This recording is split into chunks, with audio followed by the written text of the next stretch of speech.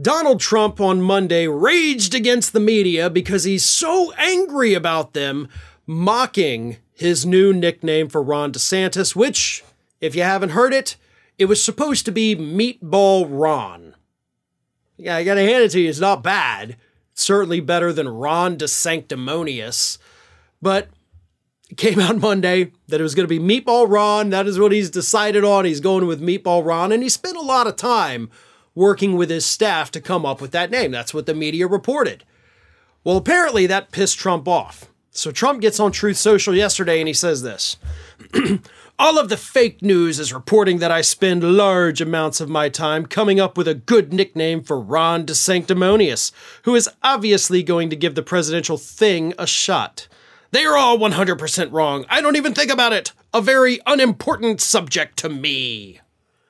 Says the man who came up with the nicknames Little Marco Rubio, Lying Ted Cruz, Crooked Hillary Clinton, Sleepy Joe Biden, Sleepy Eyes Chuck Todd, and the list goes on and on and on. Low IQ Don Lemon. Do you really need more? You spend a lot of time coming up with stupid nicknames for people you don't like. And again, Meatball Ron is actually a little bit better than Ron Des Sanctimonious. First and foremost, your base doesn't even know what sanctimonious means. I'd forget even trying to spell it because I think that's way out in left field for them, but they can't even define it either. And yet you're out here, Ron Des Sanctimonious. It doesn't have a good flow. Meatball Ron? Hey, I get behind that. I'll call him Meatball Ron.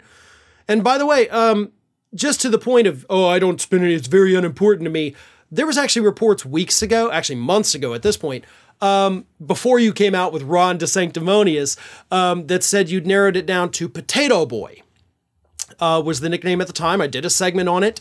But yeah, he was going to start calling Ron DeSantis Potato Boy, which I actually think is even better than Meatball Ron. Of course, maybe I'm just hungry and I like potatoes and meatballs. I don't know. But I think Potato Boy's pretty good. I'm not going to quibble with Meatball Ron, but Ron Des Sanctimonious is weak. And of course, after the Potato Boy story came out, that's when he started calling him Ron Des Sanctimonious. And now he's mad because the media's trashing it because it is stupid. But he does spend time thinking about this. There have been far too many reports since Donald Trump came onto the national political stage where you have these insiders that worked with him in the White House, they worked with him on the campaign. They do sit around and they come up with these nicknames. They workshop them. He will go up to people and say, hey, what if I start calling this person this? Those are the reports we got while he was in office. And the staff would either say yay or nay, maybe offer their own suggestions. You do spend a lot of time thinking about it. And here's the weird thing. To his credit, which is not something I say often about Trump, but to his credit, the nicknames work. They really do. We all know Crooked Hillary Clinton. Whether you like her or not, you know that phrase. Lying Ted Cruz. I see Democrats, progressives, liberals on Twitter call Ted Cruz that all the time. It worked.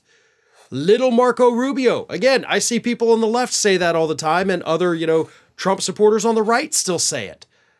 So we can mock and laugh at these nicknames all we want. We can mock Trump for spending so much time working on them. But at the end of the day, it's not that bad in terms of a branding strategy for your opponents, because whether we like them or not, we all remember them. And that's kind of proof that they work. Hi, everyone. This here is little Athena. And Athena would like to know why you haven't subscribed to Fair and Balanced yet. So please, don't let Athena down. Subscribe today.